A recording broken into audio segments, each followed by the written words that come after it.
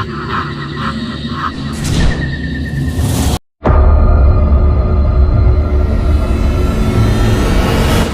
दोस्तों, आज मैं आपके लिए एक सच्ची घटना पर आधारित कहानी लाई हूँ। यह बात काफ़ी साल पुरानी है। वो अपने गांव में रात के समय में वापस आ रहा था। उसे आते आते हुए काफ़ी समय बीत चुका था, इसलिए जल्दी जल्दी गांव की ओर बढ़ रहा था।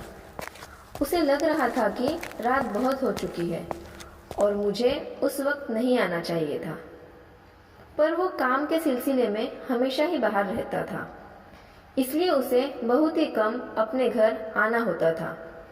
उसे जब टाइम मिला तो सोचने लगा कि मुझे अपने घर जाना चाहिए, और इसी वक्त जब वो अपने घर के लिए निकल रहा था तो रात हो चुकी थी और उसे इस बारे में पता नहीं था, क्योंकि जब वो काम कर रहा था तो उसे ये पता नहीं था कि उसे पहुंचते पहुंचते रात हो जाएगी।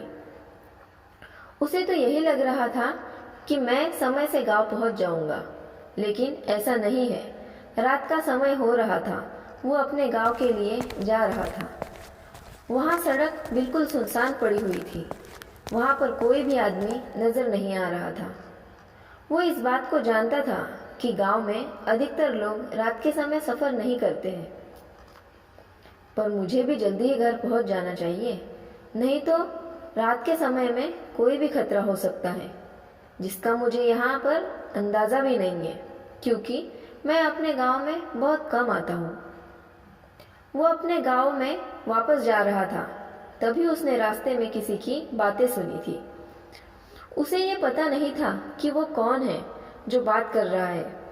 उसने काफ़ी बार कोशिश की, पर उसे कोई नज़र नहीं आए, पर बातें तो हो रही थी। ऐसा लग रहा था कि उसके पास में कोई बोल रहा है, पर उसे तो कोई नजर ही नहीं आ रहा था। वो इस बात को सोच रहा था कि बातें इतनी साफ साफ सुनाई दे रही है, पर नजर क्यों कोई नहीं आ रहा है। जब उस आदमी ने उन बातों पर गौर किया और ध्यान से सुना कि यह बात क्या है, तब उसके समझ में आ रहा था कि दो आदमी आपस में बात कर रहे हैं कि हम इस गांव में काफी सालों से घूम रहे हैं, पर हमें आज तक कोई कभी भी ऐसा आदमी नहीं मिला जो हमारी बातों को सुन पाए, इसीलिए हम हमेशा बातें करते हैं। वो आदमी समझ गया था कि यह कोई इंसान नहीं है, भूत है जो मुझे नजर नहीं आ रहे, और अगर इन्हें पता चल गया कि मैंने इनकी बातें सुनी है तो ये मुझे कभी नहीं छोड़ेंगे, इसलिए मुझे चुपचाप यहाँ से चले जाना चाहिए। तभी वो आगे बढ़ता है और वो दोनों बात करते हुए उसके पीछे पीछे आते हैं। उसे उनकी आवाज सुनाई आ रही थी, इसका मतलब कि वो अभी भी उसके पीछे ही आ रहे थे। वो इतना तो समझ गया था, यहाँ पर भूत है जो कि नजर नहीं आ रहे, इसलिए मुझे यहाँ से जल्दी निकल जाना चाहिए। यहाँ पर रुकने का कोई मतलब नहीं है। मैं तेजी से आगे की ओर बढ़ रहा था, पर वो दोनों बातें करते हुए उसके पीछे पीछे ही आ रहे थे। वो बहुत ज्यादा डर चुका था कि यह मुझे पकड़ ना ले। कुछ देर बाद ही गांव का मोड़ आ गया। उस आदमी ने मुड़कर पीछे देखा तो दो लोगों की परछाई नजर आ रही थी। ये सिर्फ परछाई थी, कोई आदमी नहीं था।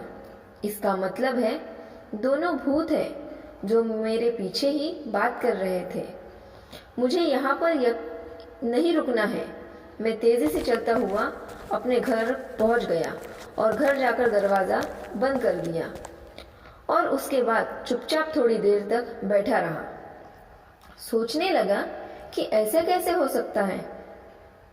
जब घर पहुंचा तो मेरे पिताजी ने पूछा कि तुम बहुत ज़्यादा घबराए हुए हो। मुझे क्यों ऐसा लग रहा है कि तुम काफ़ी चिंता में हो। तुम मुझे बता सकते हो कि ऐसा क्या हुआ है जिसकी वजह से तुम परेशान नजर आ रहे हो। उसके बाद उसने बताया कि मैंने दो भूतों की परछाई देखी थी। उन्हें बातें करते हुए सुनकर मुझे ऐसा लग रहा था कि वो दोनों आदमी हैं, पर वो आदमी नहीं थे, वो दोनों भूत थे।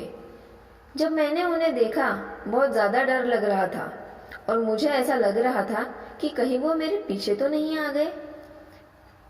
मुझे बचपन से ही भूतों से डर लगता था।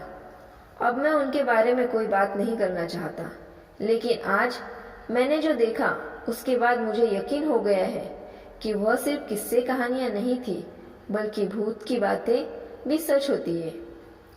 जिन लोगों ने उन्हें देखा नहीं होता है, उनके लिए वो झूठ होता है। फिर पिताजी कहने लगे कि तुम्हें चिंता करने की कोई जरूरत नहीं है, अब तो तुम घर आ गए हो। मुझे नहीं लगता कि वो तुम्हारे पीछे आएंगे, इसलिए इस बात को भूल जाओ और जो हुआ उसके बारे में कभी भी किसी से कुछ कहने की जरूरत नहीं है।